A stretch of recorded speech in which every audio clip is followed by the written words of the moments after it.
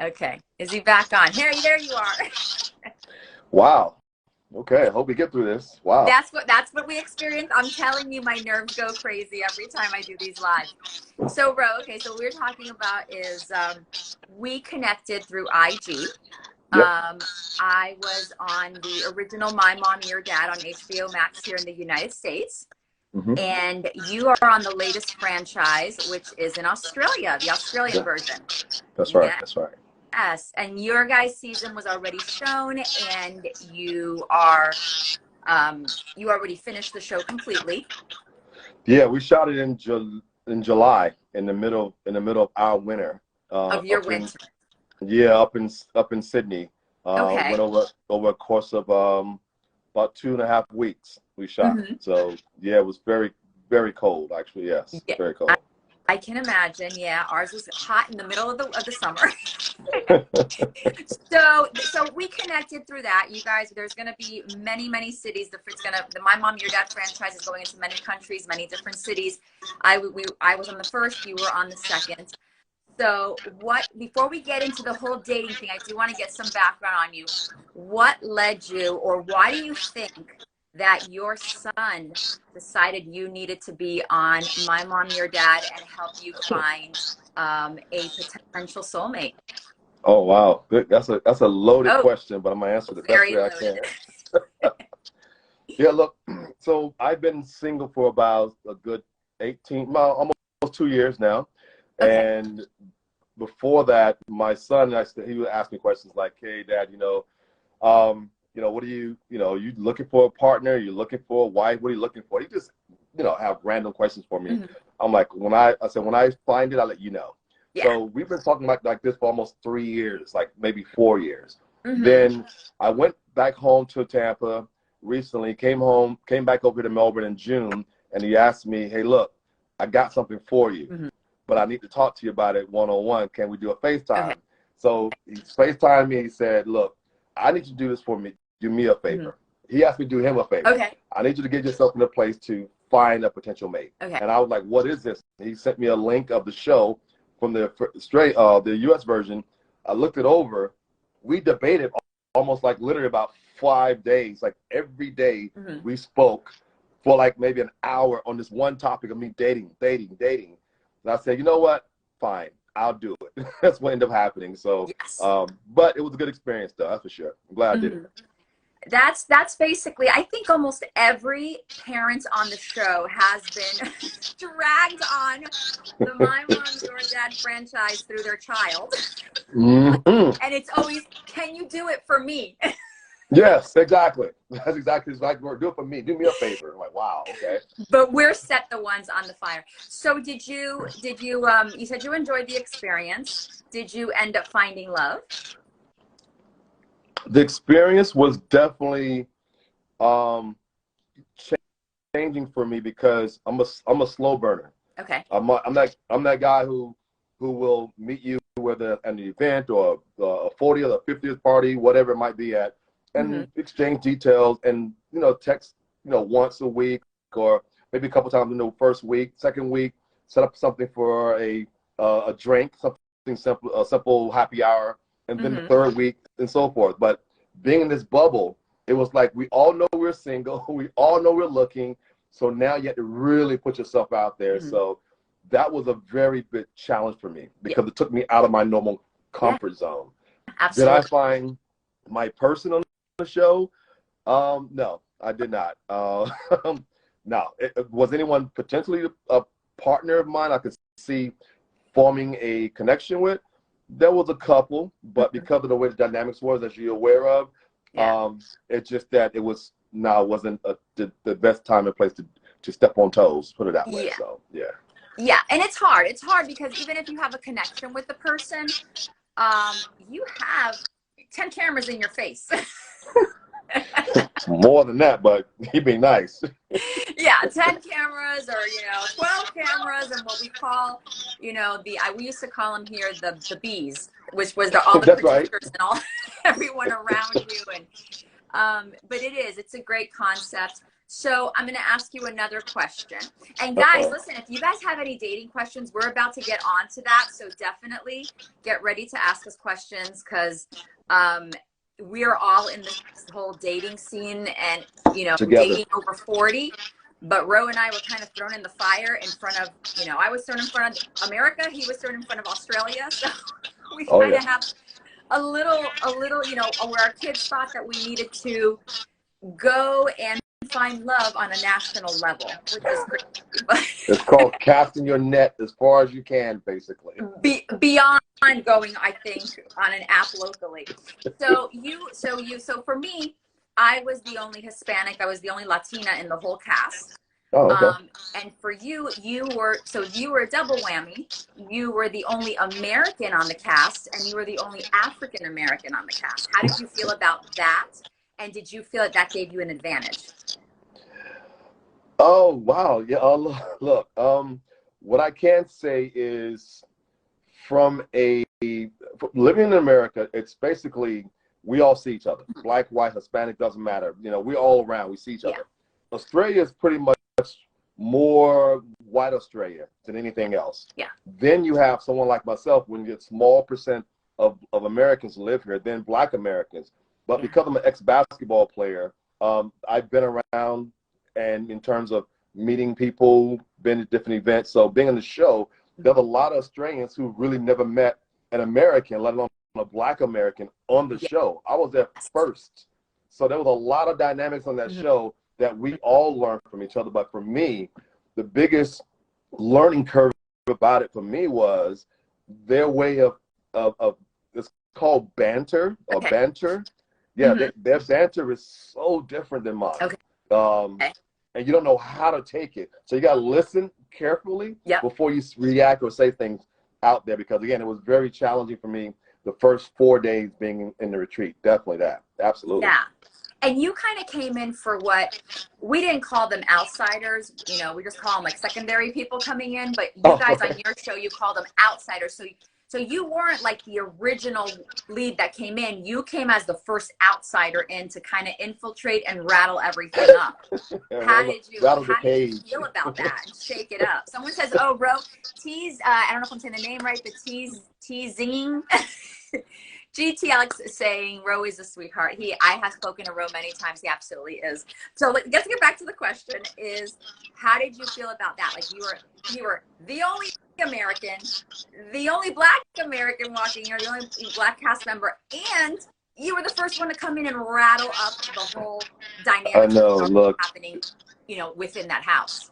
Yeah, it was for me. It was, I didn't know what to expect other than just, you know, be vulnerable and just take it all in like I normally do anyway in life. Okay. But looking back, I can say to you it was quite daunting, because again, you don't know what to expect.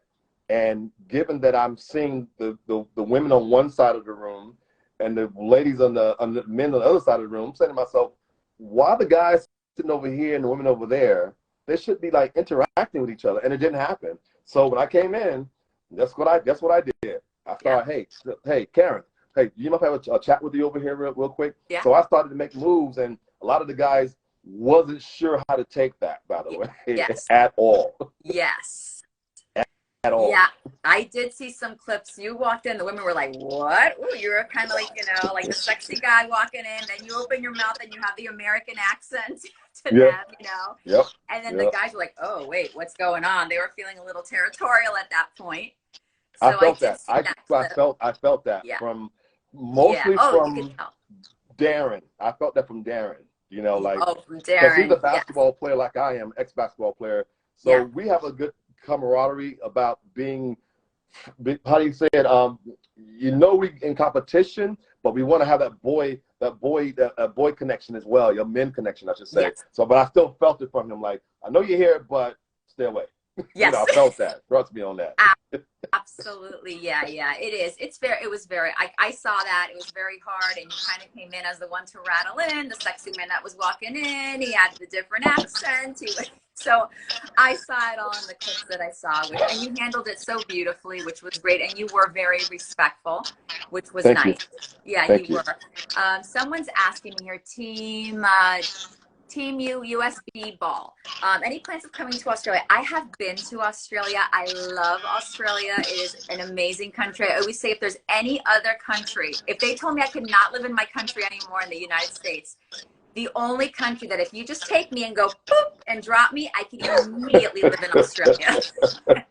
I went to several cities, and do I have any plans of coming? Oh my gosh, I hope so. I would love to go back to Australia. I absolutely loved it. All right, so let's get into it, Ro, because this is a dating over 40 session. Mm-hmm. Let's get into right. it. What do you think is, you're a man, so what do you think, what is lacking? Do you think that, why, I mean, we're both over 40, you know, 40s and 50s, and what do you think that is lacking where like, maybe you're from women in our age bracket, and, you know, I can tell you what we see over here, what women are, men, you know, what we see it lacking from men. Yeah, or what, I think that's what are you not finding? What do you think? Because I have, you know, my dating coaching, yeah. I coach men, I coach women, and they're telling me both the same things, and there's something's not coming in the middle. It's so not what are you clicking finding? in the middle, right? Yeah. Not clicking in the middle. Look, from my perspective, and speaking with a lot of my male counterparts, what I hear is pretty much three things. Okay. One, they're the ones who, there are a lot of younger women Mm-hmm. who really looking for a sugar daddy.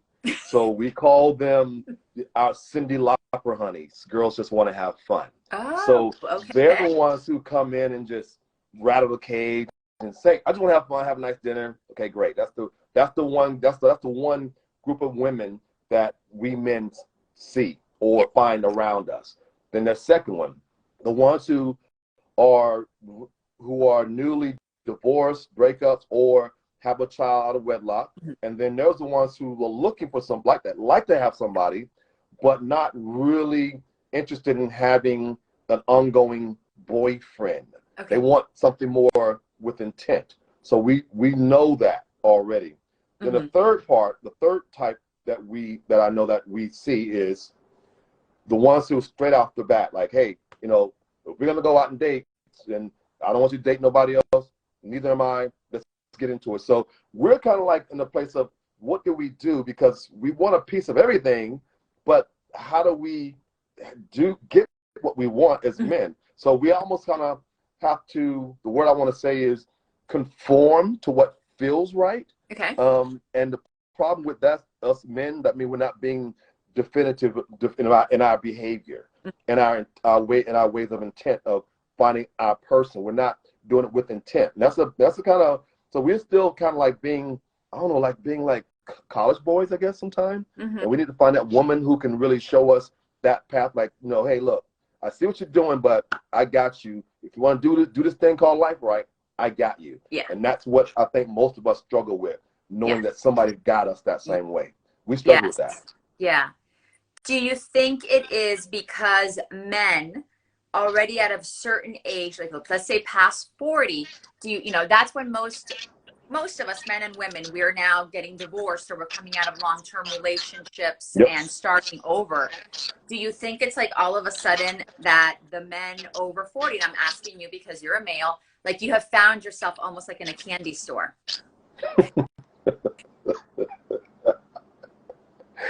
Well, I can speak for myself on this part. Yes, I do find myself in a candy store. I do. Mm-hmm. I think most guys don't know how to deal with the part of breaking up.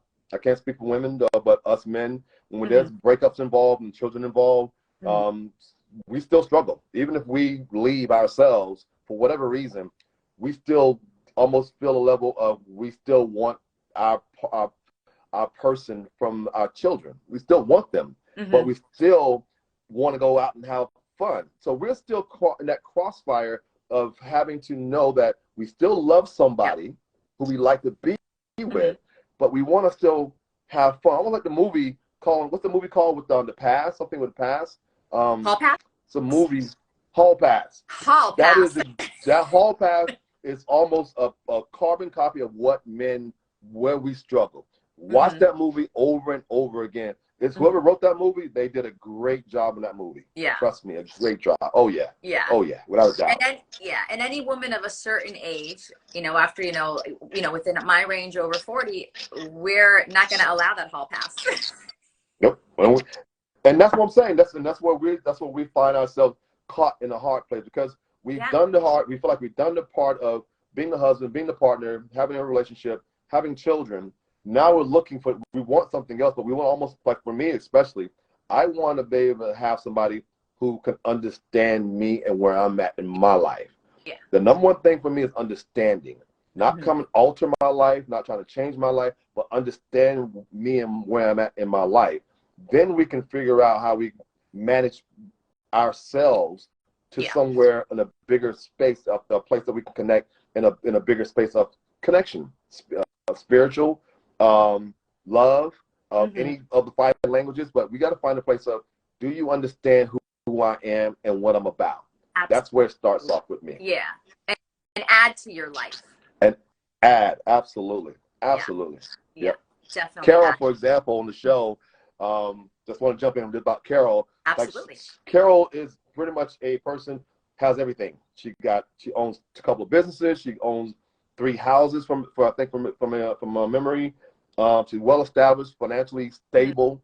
So you really can just plug and play with Carol. But but for me, again, I don't think she understood me, what my real core needs are. Okay. And with that being said, it was more of about, it's just too much, slow it down. Can you, I don't want that all in my face. It was just too much. I know we're on the show, but even me having a snapshot of it on the show, it basically highlighted what it could also be like on the outside too. And that's that's where I just wasn't prepared for that. Yeah. And so for those of people that haven't watched, Carol was kind of like your connection on the show, that you made the connection and you gave it a shot to try to connect with her to see if you guys could be outside the retreat. Correct? Yes. Yeah. Okay. Yeah. Yeah, it is difficult. Let me ask you a question. What is it that seem to be the most common 2 things that women pretty much see about men over 40 that seem to be the challenge to finding, to having a relationship? What is the 1 and 2 things that's the most common thing that you guys find with men not committing, I should say? From my clients that I coach, and also from just my friends that I have, my group of female friends, the number one thing that we find is that men at a certain age, especially over 40, and I think because of all the hits they've taken in life, they've become emotionally unavailable. And I always say, I don't like to call it baggage. I like to call it luggage to make it sound a little bit better. Wow. A little more positive. Overnight bag. We all have luggage. Yeah, we all have luggage, but we have to learn to carry that luggage, which is basically learn from those mistakes instead of carrying them over into the continuous relationships. And so it's a cycle, with a lot of, I've heard from my clients, I've heard from my friends, it's cycles, and even has happened to me, cycles of like maybe just these, I don't even call them relationships, situationships for like 2 months. And then also with the quickness, I do believe, and I do talk about this a lot, is, and I think it's, I'm not sure if it's more male or if it's female. Online dating has really, really changed the background of dating, and basically, like, I don't want to say the game, but basically, the game of dating. That's right. And it's, let's say we were dating and all of a sudden we came up to, a crossroads, and instead of discussing it, like it's like in the past, people are like, oh, no problem, I have, 100 other options, and they go on and go forget you. And instead of working it out with someone you've made a connection with, it's so quick to find someone within that same day instead of working with that person. So I have found that. And then also there was, this is what, a lot of men have forgotten to be gentlemen. They go more into their feminine energy. And Mm. a lot of women have forgotten to be women and feminine, and they're into their masculine energy. Yeah, that's a exact a um exact energy I got from Carol. Mm-hmm. She was very overt, very driven, very alpha Yep. female. I can compete with you, but that's not what we want. We don't No, want men don't you. want We don't that. want no woman to compete with us, even if you are Yeah. being subtle as you guys are, especially just the sensitivity that women carry. Mm-hmm. Don't let us see it. Yes. Show some level of humility and vulnerability because we want to save. We want Yes. to save, even if it's that 1%. We Mm-hmm. want to save. That's all we ask. That's all it is. We want to Absolutely. save. Yeah. Thanks for And the when I heart. Who was that? Someone sent the heart. Who was that? sending I saw hearts. a heart go up. Well, someone here, TZ says swipe culture has made everything disposable. Absolutely. I am agreeing with that. Great Everything. word. Great People word. have become disposable, and it's very sad because there's connections that could be made that are out there if you just work at the relationship. And I'm not saying a toxic relationship. I'm not saying something like you're trying to fit, what do they say, a square peg in a round hole. No, That's but right. That's right. you gotta kind of work at it. And then Camilo saying, learn from the experience to become an improved version of yourself. This also helps narrow the pool. Absolutely. If you are not the best version of this is the number one rule, I think, for everyone. If you're not the best version of yourself, if you are not the one who loves yourself the most, you are not going to be able to give yourself in the best way to someone else. Oh my God. Yeah.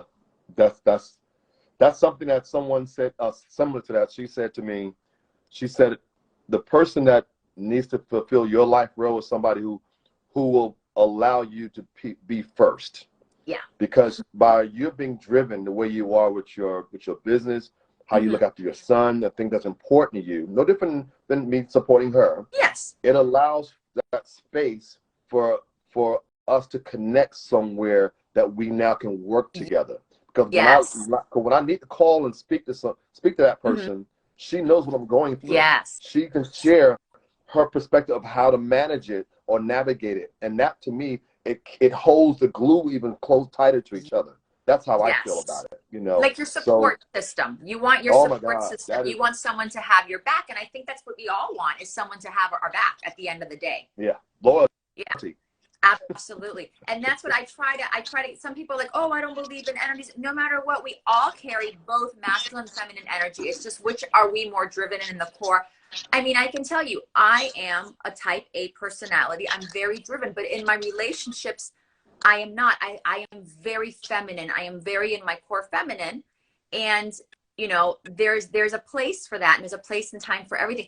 If a woman is very masculine, the man is very masculine, it's two rams, and all you're doing is this.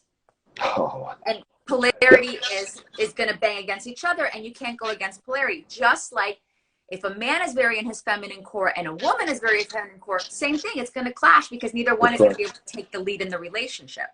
Yeah.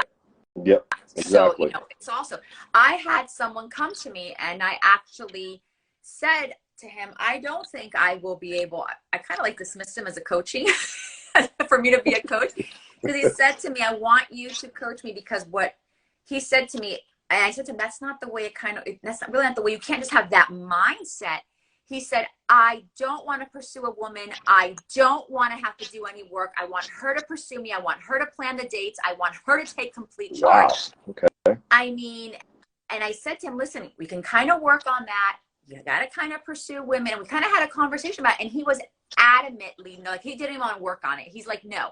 So that was a man who's very much in his feminine. That's fantastic. And that's okay, because that's where it was, more his core.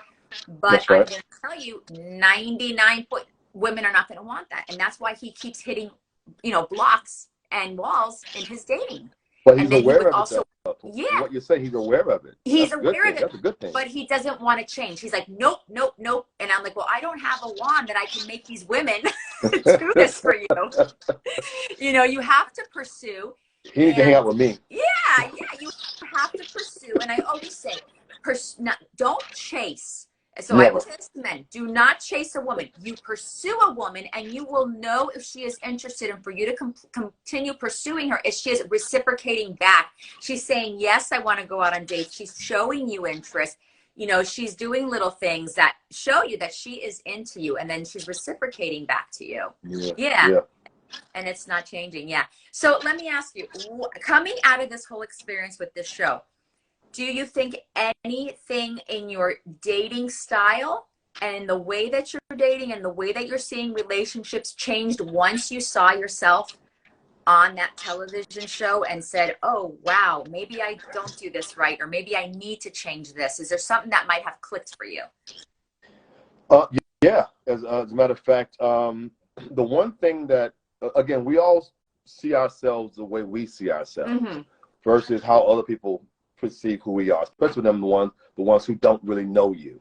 So from what I gathered, speaking to people, most people have said to me, "Oh, you seem quite closed off, unemotionally unavailable," only because of the fact that that person, Carol, wasn't someone I'm interested in. It wasn't. If it was somebody I'm interested in, you will see a different behavior from me. Yes. But I think I played that the best way I possibly can. Not played, that's not the right word. But I did me. Yes. That's if I want to be cordial, nice, polite to somebody I'm not interested in a romantic way, I can still have a conversation with you. I can still laugh with you, joke with you. But at the same time, on the show, it felt as if some people took it away that I just was not emotionally there at all. I am. I have nothing holding me back emotionally at all. So I'm available, completely available. Yes. But unfortunately, though, for me, I have to now do almost like a crisis management in my way of approach. Like smile more often, be more gregarious in my ways and behavior. Because I'm normally not like that. Like I'm talking to you right now. I'm never like this. Honestly. Yeah. You know, I'm pretty much like, how you doing? Okay, what's up? You're That's normally who Ro is. Yes. But I want to be a better version of myself and tap into that. I.e., get out of my comfort zone. So I'm not trying to purposely be this bright voice and bright light to everybody I meet, but I do want to let people know I'm approachable. I'm easy to talk to. So I think my behavior that what I've learned from the show is be more open to let people see me smile, and my body language is inviting.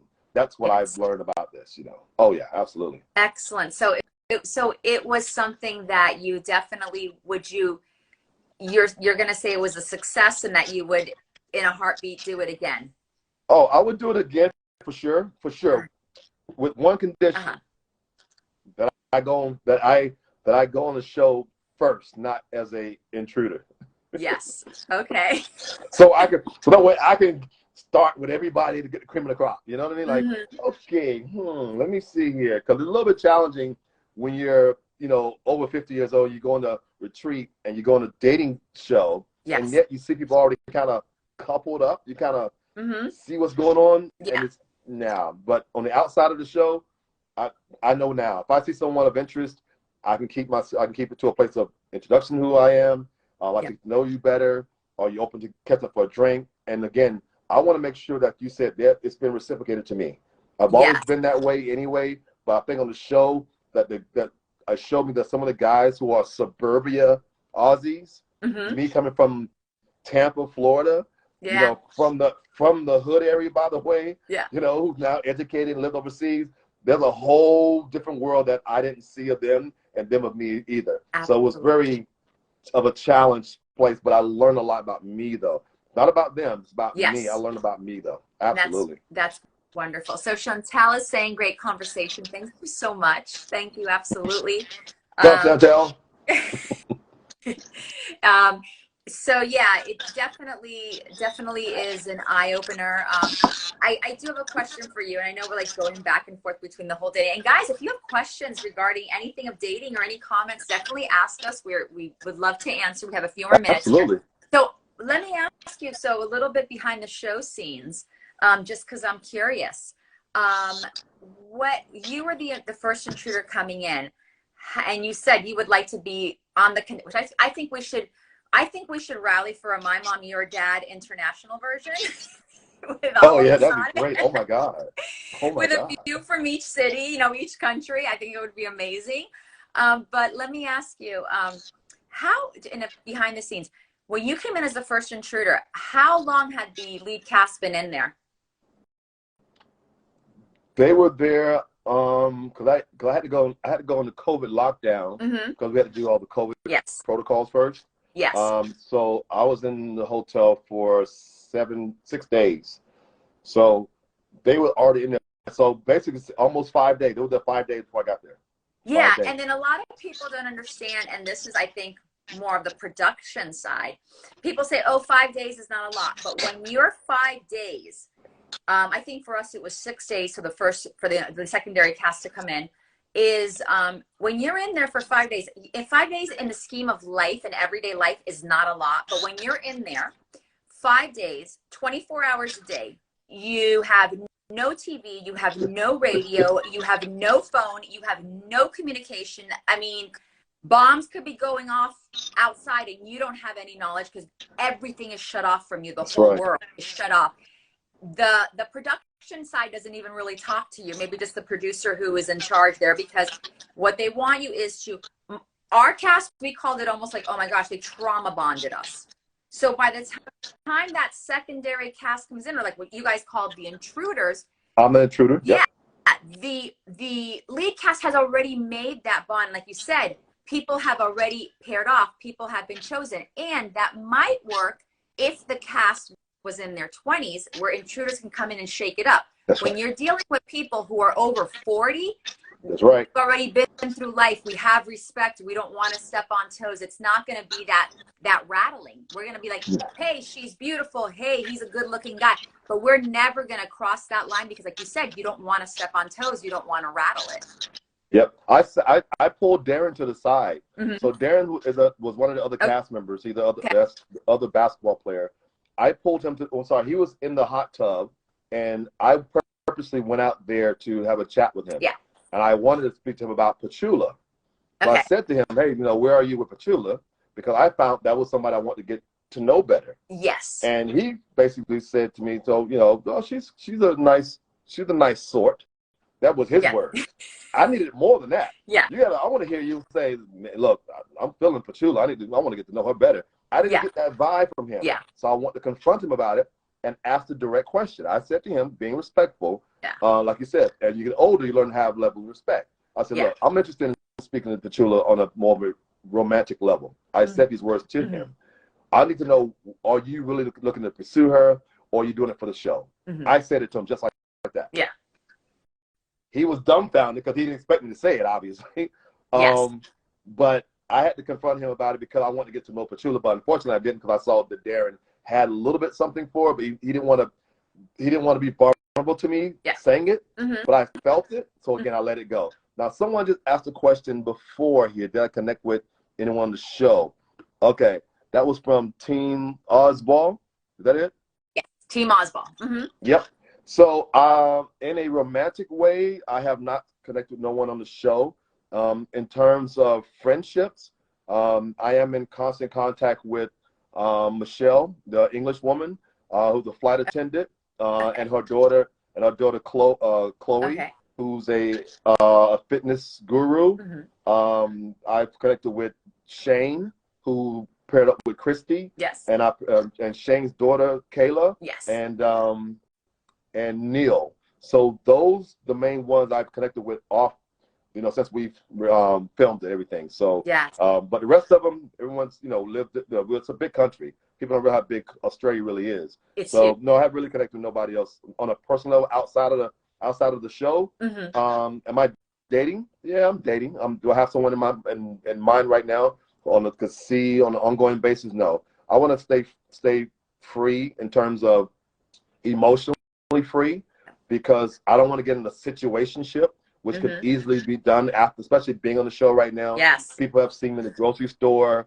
I had a few pictures taken already with people, but I chose not to put nobody on my Instagram because I want to take this slow, like I normally would. Take it slow with somebody, because right now I got more time behind me. Well, I think we all do.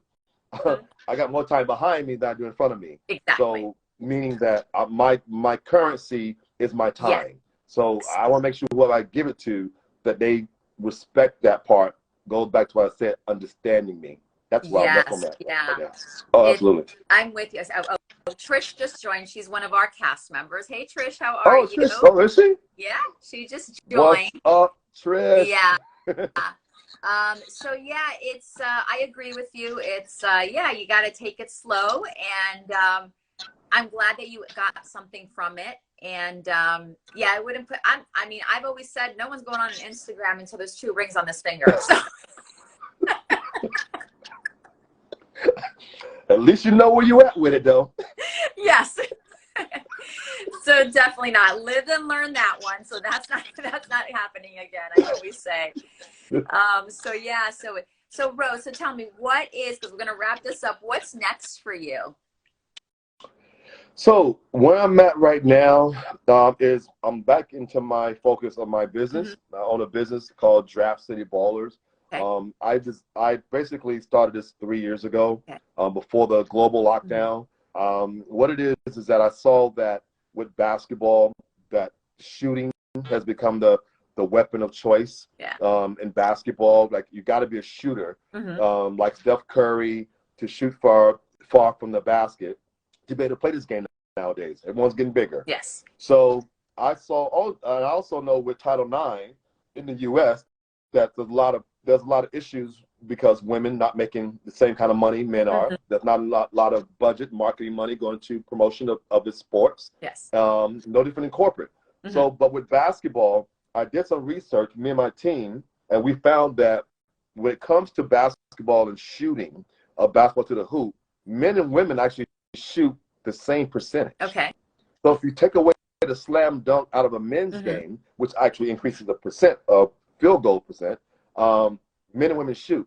So I decided to create a competition and development to allow both men and women to compete for prize money for like what I got going right now, which I'm promoting at the moment, which is for $5,000. Yes. So yes, so I get involved with development for high school kids, help them get to college, well, high schools and colleges, but also equally with professionals who need some ongoing development. So that's what I do, and I'm back into it again, and got a lot more work because of being on the TV show. I got a lot of people hitting me up. Yeah. They're pretty slick about it too, by the way. They're hitting me up about their kids to work out with them, but then they hit me up. So what would it take to get a date with you? Yes. So, Oh like, yeah, wow. they're sliding in the DMs. Yes, because ladies, he is single. He lives in Melbourne, Australia. But I know, Ro, you're coming to back to the States to visit because we talked about maybe having lunch or dinner and connecting when you're here. Yes, Yeah. yes. So definitely we'll do that. So ladies in the US, Tampa, Miami area, he's coming here. If you want to meet Ro as well.